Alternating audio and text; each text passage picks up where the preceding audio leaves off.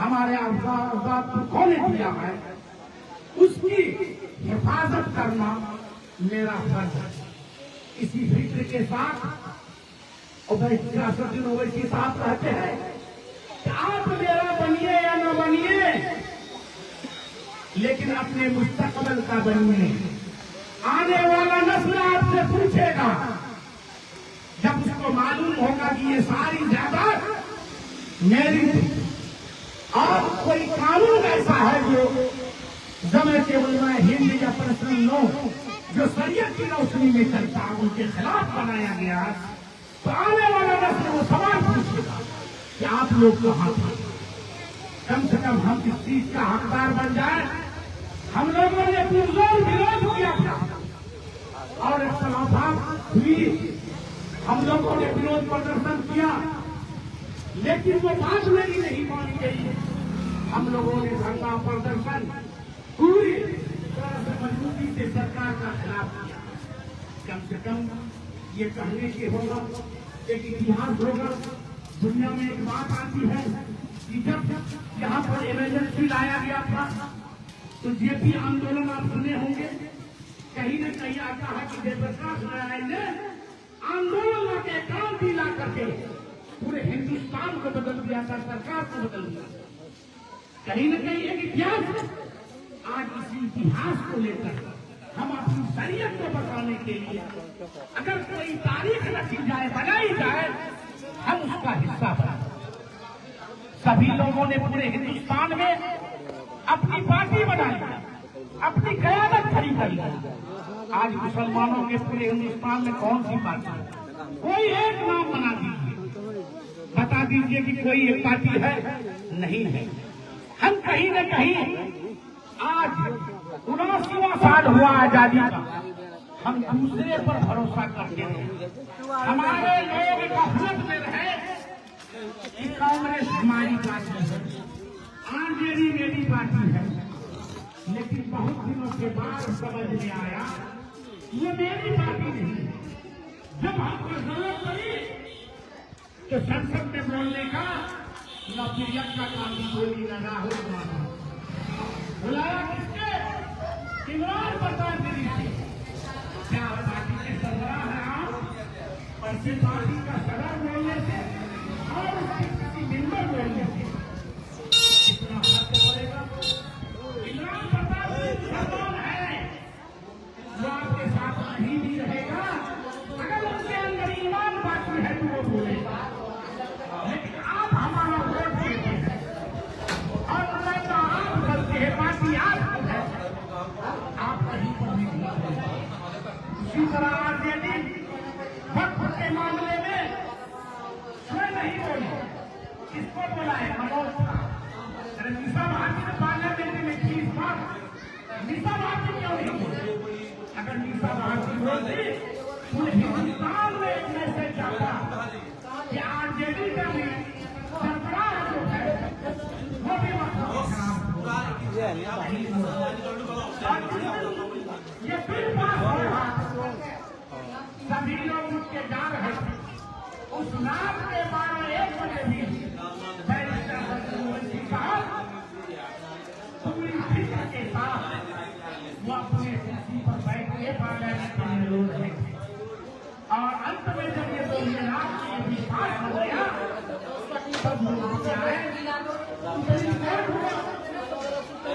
पहुंचे। सबसे पहला अपील बैरिस्टर साहब की है, किस वजह से? कहीं न कहीं ये फिक्र था। अभी एफआईआर हुआ जिसमें 11 लोगों को मारा जा रहा है, जिसमें हम लोग की स्थिति बड़ा युवाओं की स्थिति है। हम घर जाते हैं फांसी बनाने के लिए, घर जाते हैं जान बचाने के लिए, अभियान खोलते हैं। सबसे पहला आदमी वही है अपील दायर किया और बयान भी किया और चुनाव आयोग में जाकर के लिखित में आवेदन किया। सुनवाई हो रही, कहीं न कहीं ये बात तो सामने आई कि सुप्रीम कोर्ट ने आधार और पहचान पत्र जोड़ दिया। पहले वो राय दिया था तो भी मुसीबत आती है तो यही व्यक्ति सबसे पहला आवाज बनता है, चाहे वो पार्लियामेंट में हो या रोड में हो, यही व्यक्ति सब लोगों की आवाज बनता है। गुजरात में जब एक हरिजन को पेशाब पिलाया गया, मध्य प्रदेश में एक हरिजन को बांध कर पीटा गया, कोई व्यक्ति नहीं बोला। यही बैरिस्टर सरदीन ओवैसी साहब सबसे पहली आवाज बने और इन्होंने विरोध किया। तो कोई ये कह देता है कि मजलिस ये कट्टरपंथी लोग है नहीं। अब हिंदू समाज के भी लोग समझने लगे हैं कि बैरिस्टर ओवैसी सभी जातियों का नेता है। अब सभी लोग मानने लगे। जब ये पुलवामा का घटना हुआ, कहीं न कहीं सरकार राय मांगे सभी पार्टियों से, सभी सांसदों से कि करना क्या जाए। तो बीजेपी वाला कहीं न कहीं इस फिराक में थे कि मुसलमान को विरोध करेगा। एक सुर में, एक आवाज में बैरिस्टर ओवैसी साहब बोले, इसमें जो भी फैसला होगा हम आपके साथ हैं, हम हिंदुस्तान के साथ हैं। तब उसे महसूस हुआ कि वाकई ये व्यक्ति अगर बैरिस्टर है तो कहीं न कहीं इसके अंदर हिंदुस्तान का दर्द भी है, उतनी भी है। एक एहसास हुआ।